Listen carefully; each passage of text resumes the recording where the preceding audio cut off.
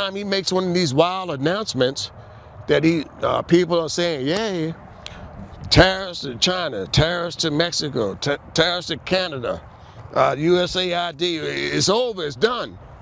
Every time he makes those type of drastic announcements, he affects America's farmers. Within days of taking office, President Trump dismantled USAID, a humanitarian program that's been a lifeline for the most vulnerable around the world, and a critical source of income for U.S. farmers, paying them hundreds of millions of dollars a year for their crops.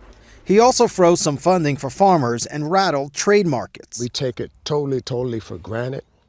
And what we're doing in this country right now, we're gambling with all that. Gambling with farmers. Gambling with farmers' lives. They're gambling with my life. They're gambling with my livelihood, man. Farmers like Boyd rely on loans to plant for the upcoming season, with the hope that the harvest will pay it off and bring home some profit. In fact, about 1 million American farmers rely on the USDA for financial assistance every year. But just days before planting season starts, Boyd says he hasn't been able to get a loan yet, and he says he's not the only one. They want you to show them on paper how you're good for that operating loan and how you're going to pay it back. I can't pay it back with $8 beans and $6. The majority of grain exported from the United States is stored in grain elevators. In Kansas alone, one grain elevator can export millions of dollars of goods. This is in Pawnee County in Kansas.